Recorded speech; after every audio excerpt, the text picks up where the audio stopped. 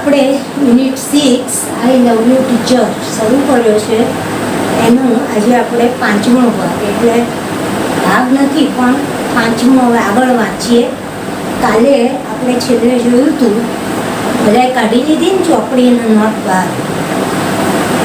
તો કાલે આપણે છેલ્લે અહીંયા વાંચ્યું હતું પાના નંબર 67. પાના નંબર 67 એનો છેલ્લેથી બીજો ફકરો. આ ફકરો મેં કાલે કર્યો હતો કે I developed great confidence and I even visited the president Cleveland at the White House. મને મારો વિશ્વાસ કેળવાતો ગયો, મારામાં વિશ્વાસ ખૂબ આવી ગયો અને હું વ્હાઇટ હાઉસના એ વખતના પ્રમુખ ક્લેવલેન્ડને પણ મળવા માટે ગઈ. એટલે મિસ એન સુલિવને એને ધીમે ધીમે વસ્તુઓ પદાર્થને ઓળખતા, નામ બોલતા શીખવાડ્યું, પછી એને લખતા શીખવાડ્યું અને એને વાંચતા પણ શીખવાડ્યું. એટલે એ કહે છે કે મારો આત્મવિશ્વાસ એટલો બધો વધી ગયો કે હું એ વખતના અમેરિકાના પ્રમુખ ક્લેવલેન્ડને પણ મળી આવી. હવે આગળનો ફકરો કે in 1890 at the age of about 10 I moved to the Perkins Institution. 1890માં જ્યારે હું આશરે 10 વર્ષની હતી, એટલે આગળ આવ્યું ને કે 87ની સાલમાં એ 7 વર્ષની હતી, એટલે 90ની સાલમાં એ કહે છે કે in 1890 at the age of about 10 I removed to the Perkins Institution. જ્યારે 1890માં હું 10 વર્ષની થઈ ત્યારે હું પર્કિન્સ ઇન્સ્ટિટ્યુશન એટલે સંસ્થામાં ભણવા માટે ગઈ. આ અમેરિકામાં જ છે, કેમ્બ્રિજ સ્કૂલ છે, કેમ્બ્રિજ યુનિવર્સિટી છે. એમ આ પર્કિન્સ નામની સંસ્થા કે જે અંધજન માટે જ છે, અંધ લોકોને ભણાવે છે. એટલે કહે છે કે હું in 1890 at the age of about 10 I moved to Perkins Institution. 1890માં 10 વર્ષની ઉંમરે હું પર્કિન્સ સંસ્થામાં ભણવા માટે ગઈ. Here my teacher Ann Sullivan continued to teach me. અહીંયા પણ મારા શિક્ષક મિસ સુલિવને મને ભણાવવાનું ચાલુ રાખ્યું. I could make friends with other blind children here. ત્યાર સુધી એ એકલી હતી અને એના ટીચર એને કંપની આપતા હતા. જ્યારે કહે છે હું હવે પર્કિન્સ ઇન્સ્ટિટ્યૂટમાં ગઈ તો મારા કેટલાક મિત્રો પણ બન્યા. Here my teacher Anne Sullivan continue to teach me. I could make friends with other blind children here. અહીંયા હું મારી જેવા બીજા અંધ બાળકો આવતા હતા, તેમની સાથે મારી મિત્રતા પણ થઈ. My loneliness began to disappear and my progress of learning improve quite well. મારે જે એકલતા, માય લોનલીનેસ, હું એકલતા અનુભવતી હતી. પહેલી વખત જ્યારે એનો પુત્રો એના ઓર્ડર માનીને આવ્યો, એની બહેન આવી તો એ કહે છે ને મને અત્યંત આનંદ થયો, મેં રોમાંચ અનુભવ્યો. તેમ જ્યારે હવે પર્કિન્સ સંસ્થામાં ભણવા માટે ગઈ અને એને બીજા અંધ મિત્રો મળી ગયા તો એ કહે છે કે મારી એકલતા એ દૂર થવા લાગી. Began to disappear, my loneliness began to disappear, એટલે મારી એકલતા એ અદૃશ્ય થવા લાગી. And my progress of learning improve quite well, અને મારી ભણવાની પ્રગતિ એ સારી રીતે એમાં સુધારો થવા લાગ્યો. ઇમ્પ્રૂવ એટલે સુધારો થયો. વેલ એટલે સારી રીતે. મારા ભણવાના પ્રગતિમાં સારી રીતે સુધારો થતો ગયો. I learned Latin, German and arithmetic. અહીં પર્કિન્સ નામની સંસ્થામાં એ લેટિન, જર્મન એન્ડ એરિથમેટિક એટલે અંકગણિત શીખી. એરિથમેટિક એટલે અંકગણિત, અને લેટિન અને જર્મન ભાષા પણ એ પર્કિન્સ સંસ્થામાં જઈને શીખી. ફરી કરી રહ્યું છું એ પકડો. In 1890, at the age of about 10, I moved to the Perkins Institution. 1890માં લગભગ 10 વર્ષની ઉંમરે હું પર્કિન્સ સંસ્થામાં ભણવા માટે ગઈ. Here my teacher Anne Sullivan continued to teach me.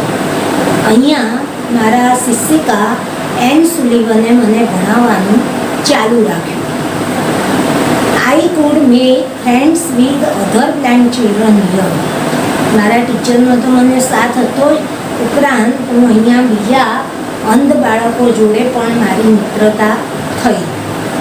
My loneliness began to disappear and my progress of learning improved quite well. મારે એકલતા એ અદૃશ્ય થવા લાગી અને મારી પ્રગતિમાં પણ સુધારો સારી રીતે થવા લાગ્યો. I learnt Latin, German and arithmetic. અહીં પર્કિન્સ સંસ્થામાં હું લેટિન, જર્મન અને એરિથમેટિક એટલે હું લેટિન અને જર્મન ભાષાઓ શીખી અને એરિથમેટિક એટલે અંકગણિત પણ અહીંયા શીખી. એના શબ્દો લખી લઈએ આપણે આ ફકરાના. અઘરા શબ્દ જે હોય જુઓ. In 1890 at the age of about 10. Age એટલે ઉંમર, એ તો આવડે તમને. એજ એટલે ઉંમર, મૂવ એટલે જવું, ઇન્સ્ટિટ્યુશન એટલે સંસ્થા. Here my teacher Anne Sullivan continue to teach me. I could make friends with other grandchildren. બીજા અંધ બાળકો સાથે મારે મિત્રતા થઈ. My loneliness began to disappear. Loneliness એટલે એકલતા.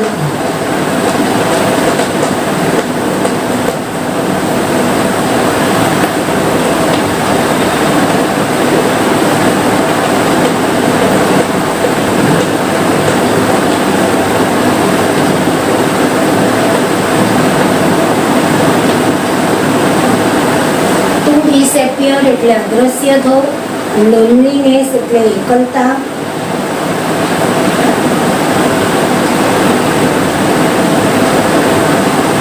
and my progress of learning improved. Progress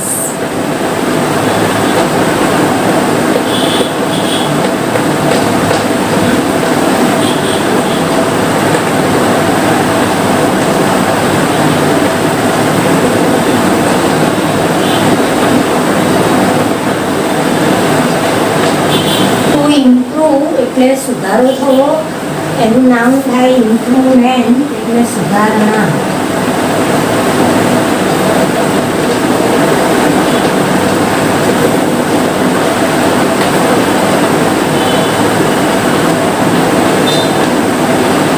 white એટલે તદ્દન અને વેલ એટલે સારું. અને અહીંયા હું શીખી I learned Latin, German and arithmetic.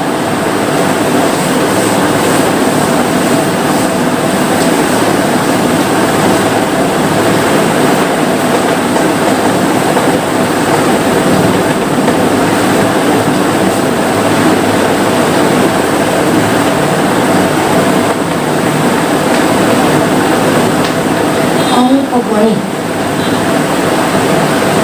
અહીંયા હું જર્મન, લેટિન અને અંકગણિત શીખી. હવે આગળ જોઈએ. ઇન 1896 એટલે બીજા 5 વર્ષ પતી ગયા પછી, એટલે 14-15 વર્ષની થઈ ત્યારે in 1896 I moved on to the Cambridge School for young ladies in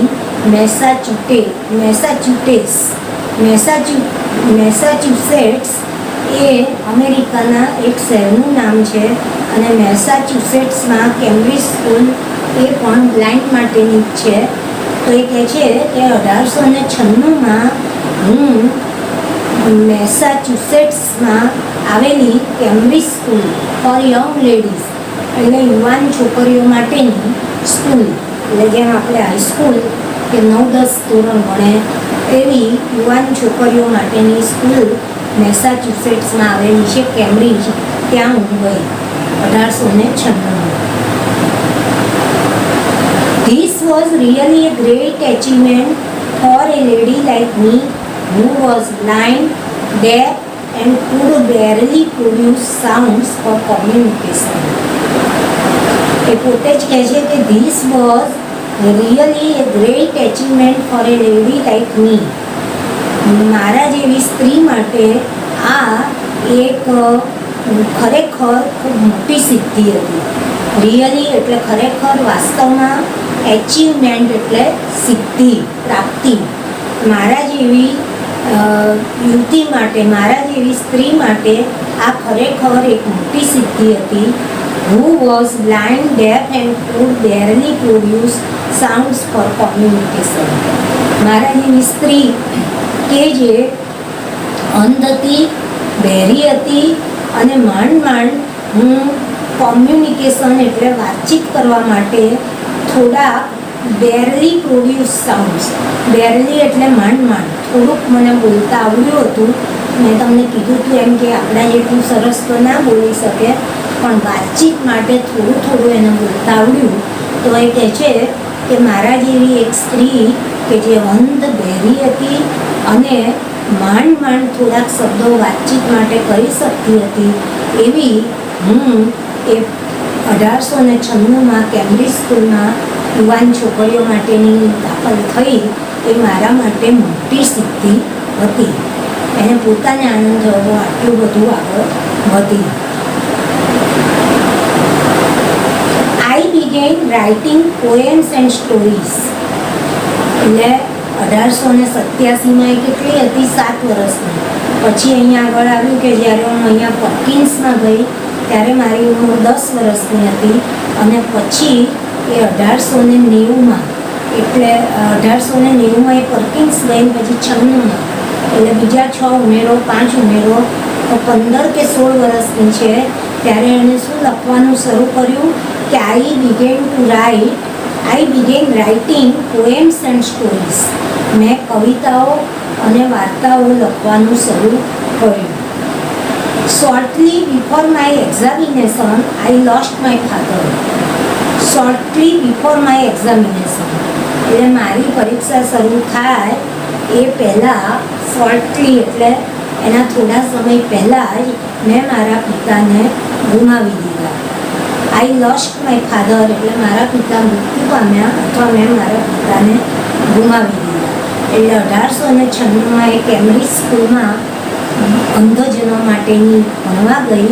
તો ત્યાં આગળ એ કહે છે કે ત્યાં યુવાન સ્ત્રીઓ માટેની સ્કૂલ, અને એમાં મારા જેવી અંધ, બહેરી અને વાતચીત માટે માંડ થોડું બોલી શકે એવી છોકરી માટે તો એક બહુ મોટી સિદ્ધિ કહેવાય.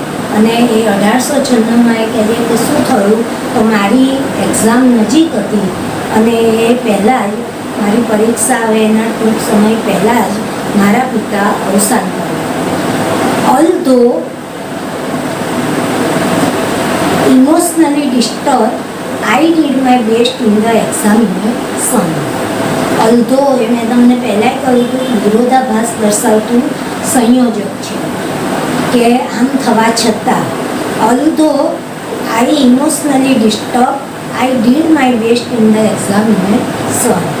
ઇમોશનલી એટલે લાગણીથી, પિતા એના ઓફ થઈ ગયા એટલે એને આઈ વોઝ ઇમોશનલી ડિસ્ટર્બ એટલે માનસિક રીતે, લાગણીથી હું વિચલિત થઈ ગઈ હતી. ખલેલ પડવી, ડિસ્ટર્બ એટલે પિતાનું અવસાન થતાં એમની ખોટ ચાલે એટલે માનસિક રીતે હું વિચલિત થઈ ગયેલી હતી. 9મા 10માં છોકરું ભણતું હોય ને એના પિતા જતા રહે, મોટા હોય તોય વિચલિત થઈ જવાય. અને આ કહે છે કે એ વખતે મારી સ્થિતિ કેવી હતી, તો ઇમોશનલી ડિસ્ટર્બ એટલે માનસિક રીતે, લાગણીની રીતે હું વિચલિત થઈ ગઈ હતી. છતાં આઈ did my best in the examination. અને તો પણ મેં પરીક્ષામાં મારાથી બનતો શ્રેષ્ઠ પ્રયત્ન કર્યો. આઈ ડીડ માય બેસ્ટ. ગુડ એટલે સારું, બેટર એટલે વધારે સારું, અને બેસ્ટ એટલે સૌથી સારું. તો મેં મારા પિતા પરીક્ષાને થોડા સમય અગાઉ જ ગુમાવ્યા હોવા છતાં હું માનસિક રીતે અપસેટ હતી, વિચલિત હતી. છતાં મેં પરીક્ષામાં મારાથી બનતો સારો શ્રેષ્ઠ પ્રયત્ન કર્યો. My teacher could not accompany me to the examination hall. એના ટીચર એની જોડે જોડે જ રહેતા એમ સુલિવન પણ પરીક્ષા ખંડમાં પ્રવેશે ત્યારે ટીચરને સાથે જવાનું નહોતું. એટલે my teacher could not accompany me to the examination hall. મારા શિક્ષક એ મને પરીક્ષા ખંડમાં મારી સાથે આવી શક્યા નહીં. ડીડ નોટ એકમ્પની એટલે મને સાથ આપી શક્યા નહીં. There a teacher spelled out the questions in my hand and I typed out the answers. ત્યાં જે ટીચર હતા, there a teacher, A ટીચરે spelled out the questions in my hand. એમણે મારા હાથમાં બધા પ્રશ્નો એ લખી દીધા. spelled out એટલે જે મેં હથેળીમાં ભણતી હતી એમ એને ઓળખાય એવી બ્રેલ સ્ક્રિપ્ટમાં એમને લખી દીધા. And I typed out the answers. અને મેં ટાઈપરાઇટર ઉપર હથેળીમાં એમને જે પ્રશ્નો લખ્યા હતા એના જવાબ ટાઈપ કરીને આપ્યા. When the result was declared, I was so full of joy to hear that I had passed all the subjects. અને જ્યારે પરિણામ જાહેર થયું પરીક્ષાનું ત્યારે હું ખૂબ જ આનંદિત હતી, કારણ કે મેં સાંભળ્યું કે હું બધા જ વિષયોમાં પાસ થઈ હતી. એટલે હું ખૂબ જ આનંદિત હતી. એટલે આ ફકરામાં આપણે શું શીખ્યા કે એલન જ્યારે હાઈસ્કૂલમાં ભણતી હતી છોકરીઓની સાથે ત્યારે એને પરીક્ષાના થોડા સમય પહેલાં જ એના પિતાને ગુમાવી દીધા અને એ માનસિક રીતે વિચલિત થઈ ગઈ. છતાં એણે પરીક્ષા આપી અને પરીક્ષા ખંડમાં એના ટીચર મિસ સુલિવન જઈ શક્યા નહીં. એકલા જેવું પડ્યું. ને ત્યાં જે ટીચર હતા એમણે એના હાથમાં પ્રશ્નો એની ભાષામાં લખીને આપ્યા અને એણે એના જવાબ ટાઈપરાઇટર ઉપર ટાઈપ કરી દીધા. અને કહે છે કે જ્યારે મારું પરિણામ જાહેર થયું ત્યારે મને ખબર પડી કે હું બધા વિષયોમાં પાસ થઈ ગઈ હતી અને એથી મને અતિ આનંદ થયો. હું ખૂબ જ આનંદિત થઈ ગઈ. ફરી કરી જવું એ ફકરો શબ્દો જોડે લખતા જજો. અઘરા હશે તો હું બોર્ડ પર લખીશ, બાકી મોઢે બોલું છું. In 1896, I moved on to the Cambridge School for Young Ladies in Massachusetts. 1896માં હું મેસાચ્યુસેટ્સમાં આવેલી કેમ્બ્રિજ સ્કૂલ કે જે જુવાન છોકરીઓ માટેની હતી, યુવાન છોકરીઓ માટેની, એમાં હું ગઈ. This was really a great achievement for a lady like me who was blind, deaf and could barely produce sounds for communication. અને આ એ મારા જેવી સ્ત્રી, હું એટલે કે જે અંધ હતી, બહેરી હતી અને વાતચીત કરવા માટે માંડ અવાજો ઉત્પન્ન કરી શકતી હતી. સાઉન્ડ્સ ઓફ કોમ્યુનિકેશન એટલે વાતચીત કરવા માટેના શબ્દો એ હાર્ડલી એટલે માંડ હાર્ડલી એટલે માંડ કોમ્યુનિકેશન એટલે વાતચીત.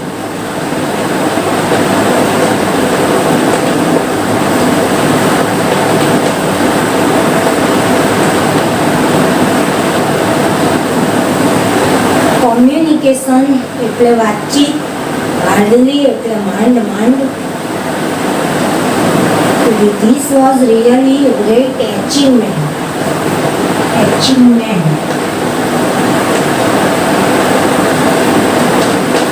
એટલે સિદ્ધિ.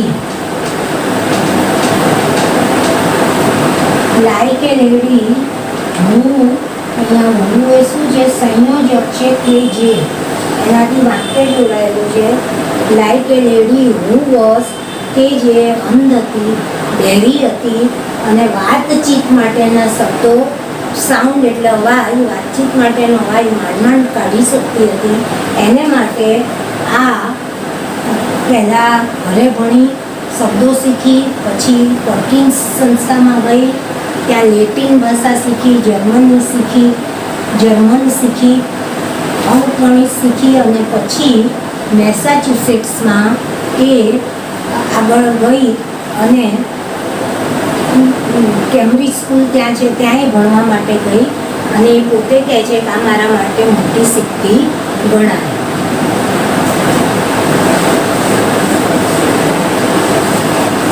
હવે આગળ શબ્દો કે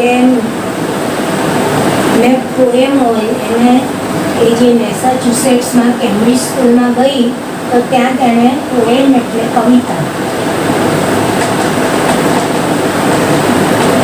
કવિતા લખવાનું શરૂ કર્યું અને સ્ટોરીઝ એટલે વાર્તાઓ લખવાનું મેં શરૂ કર્યું. પછી lost my father shortly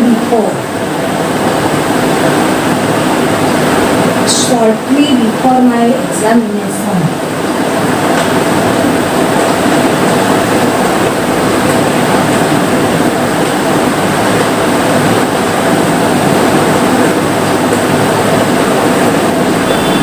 examination એટલે પરીક્ષા. એટલે મારી પરીક્ષા શરૂ થાય એના પહેલાં મેં મારા પિતાને ગુમાવ્યા. Although I was emotionally disturbed, although એટલે હવે આમ છતાં,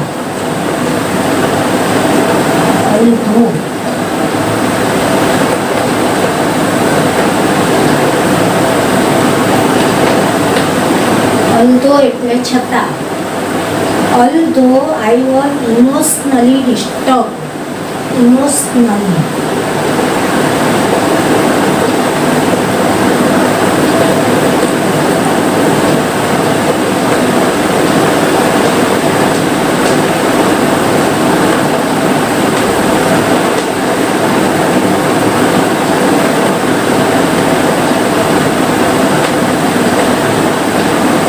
માનસિક રીતે વિચલિત. આમ ઇમોશન એટલે લાગણી પણ થાય, એટલે અહીંયા લાગણી પિતા માટેની એના કારણે માનસિક રીતે વિચલિત થઈ જવું એવું. એટલે મારી સ્થિતિ એવી હતી. આમ છતાં આઈ did my best in the examination to do once best. મેં પ્રયત્ન કર્યો હોય તો મારાથી કહેવાય ટુ ડુ વન્સ બેસ્ટ.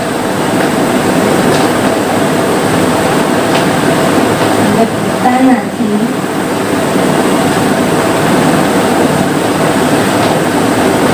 બનતો પ્રયત્ન, પોતાનાથી બનતો શ્રેષ્ઠ પ્રયત્ન. આઈ ડુ માય બેસ્ટ એટલે મેં મારી જાતે બને એટલો શ્રેષ્ઠ પ્રયત્ન કર્યો. યુ હોય તો you do your best, we do our best. એમ એટલે કોઈના જેને લાગુ પડતું એનાથી બનતો. My teacher could not to accompany એટલે સાથ આપતો.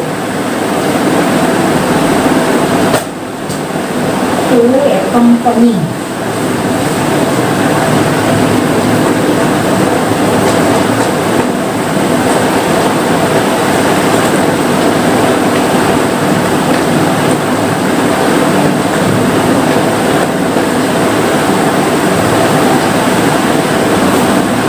કંપની એટલે સાથ આપવો.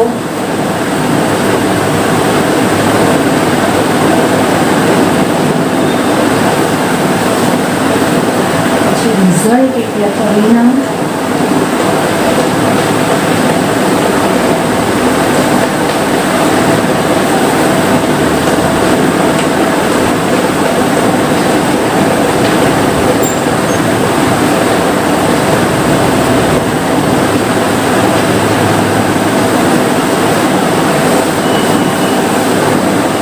રિઝલ્ટ એટલે પરિણામ. ટુ ડિક્લેર એટલે જાહેર થવું.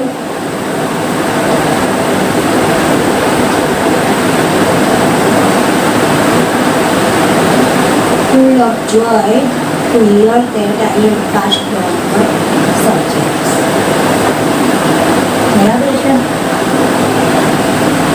બોલી જાઉં એક વખત કે in 1896 I move on to the Cambridge School for Young Ladies in Massachusetts.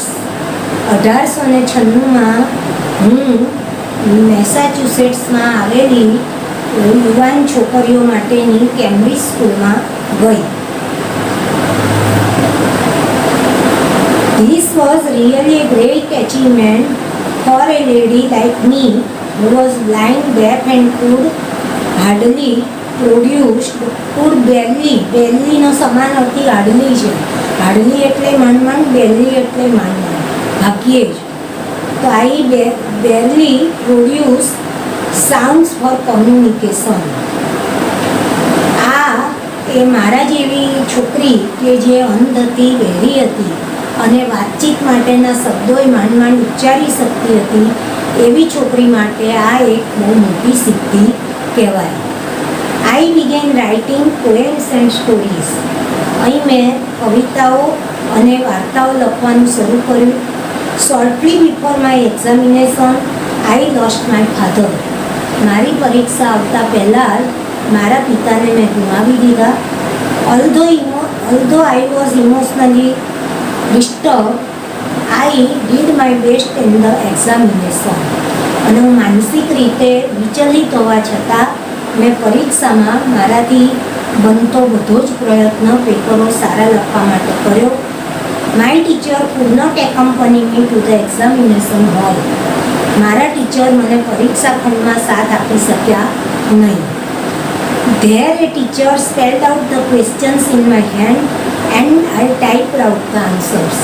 ત્યાં જે ટીચર હતા પરીક્ષાના ખંડમાં, એમણે મારી હથેળીમાં પ્રશ્નો લખી દીધા હાથમાં અને મેં તેના આન્સર્સને ટાઈપ કરી દીધા. When the result was declared, I was so full of joy to hear that I had passed all the subjects. અને જ્યારે પરિણામ જાહેર થયું ત્યારે હું એ જાણીને ખૂબ જ ખુશ થઈ કે મેં બધા જ વિષયોમાં હું પાસ થઈ ગઈ હતી. હવે આગળ ફકરો એક વાંચીએ. I remember my first day at the Redcliffe College in 1900.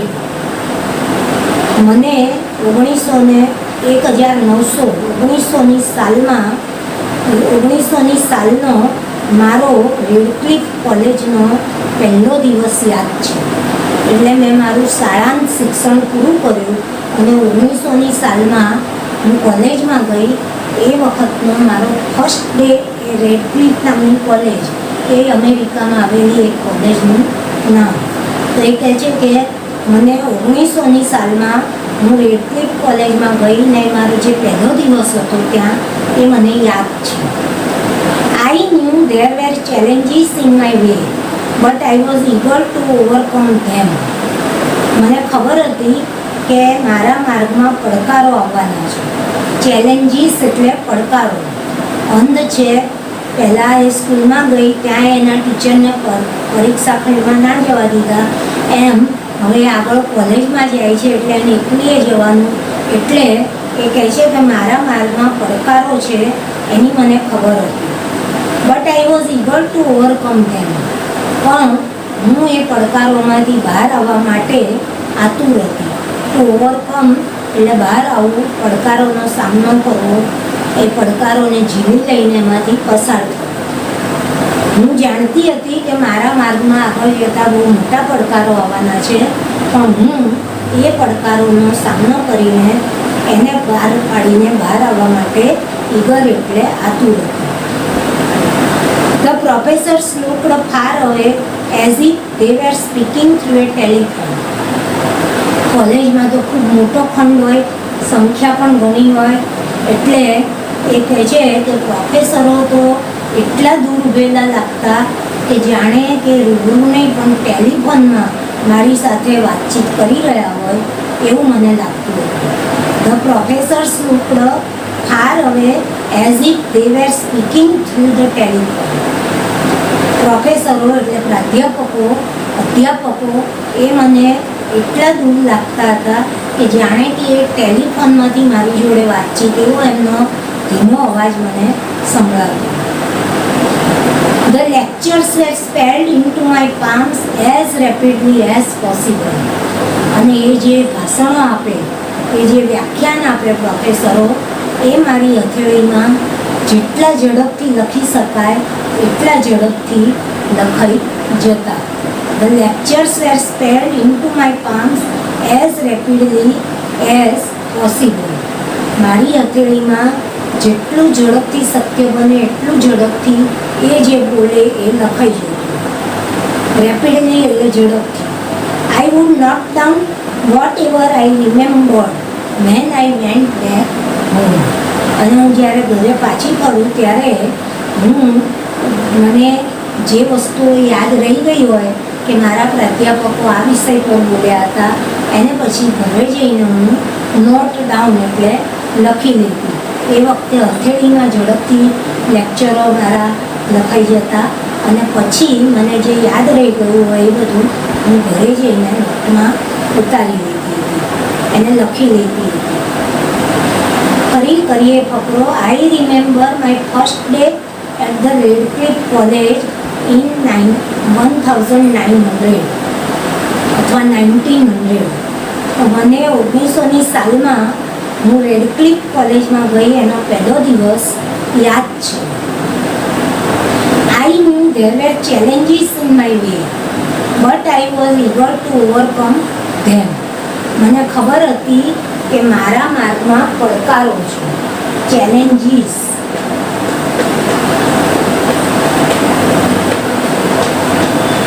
એટલે પડકારો. I knew that there were challenges in my way. મારા માર્ગમાં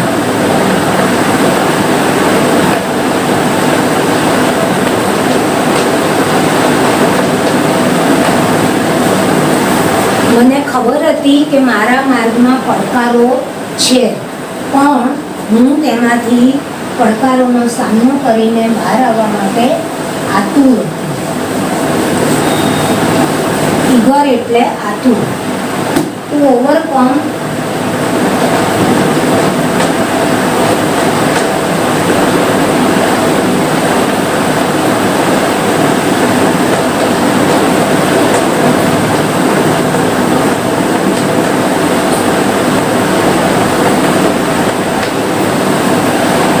મુશ્કેલીઓમાંથી બહાર આવવા માટે, પડકારોમાંથી બહાર આવવા માટે હું આતુર હતી. The professors looked up far away. Far away.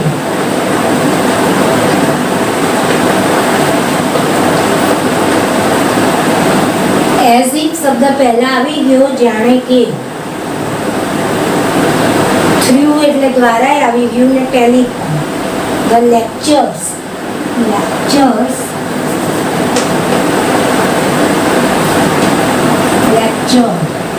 એટલે ભાષણ અથવા પ્રવચન. as rapidly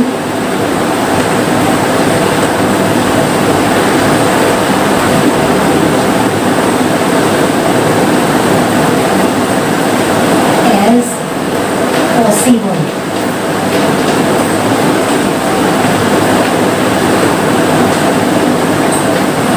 શક્ય તેટલા ઝડપથી.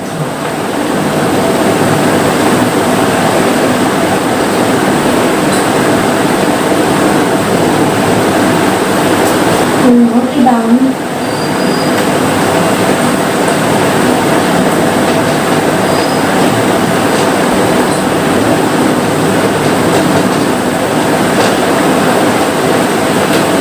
એટલે લખી લેવું અથવા નોંધી લેવું. I remember my first day at the Redcliffe College in 1900. 1900ની સાલનો મને મારી રેડક્લિફ કોલેજનો પહેલો દિવસ હજી યાદ છે. I knew there were challenges in my way, but I was eager to overcome them. મને ખબર હતી કે મારા માર્ગમાં ઘણા પડકારો આવવાના છે, પણ હું એ પડકારોને સામનો કરીને, મુશ્કેલીઓનો સામનો કરીને એમાંથી બહાર આવવા માટે આતુર હતી. The lectures, the professors looked far away as if they were speaking through a telephone. પ્રોફેસરો પ્રાધ્યાપકો એટલા દૂર દેખાતા હતા જાણે કે તે ટેલિફોન પરથી વાતચીત કરી રહ્યા હોય. The lectures were spelled into my palm as rapidly as possible. મારી હથેળીમાં એમના પ્રવચનો શક્ય તેટલી વધુ ઝડપથી લખી દેવામાં આવતા. I would note down whatever I remembered when I went back home. હું જ્યારે ઘરે પાછી ફરું ત્યારે મને એ ઝડપથી જે લેક્ચરો મારા થયેલા સ્પેન્ડ એમાંથી વોટ એવર એટલે મને જે કંઈ યાદ રહી ગયું હોય વોટ એવર